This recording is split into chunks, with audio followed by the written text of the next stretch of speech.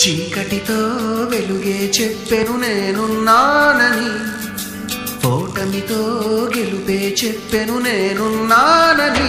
నేనున్నానని నీకే కాదని, నిన్నటి రాతని మార్చేస్తానని.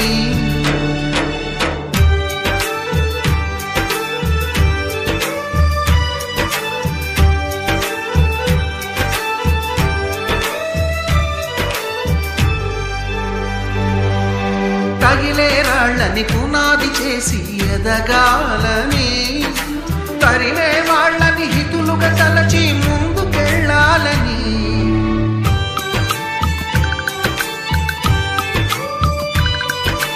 కన్నుల నీటిని కలల సాగుకై వాడుకోవాలని.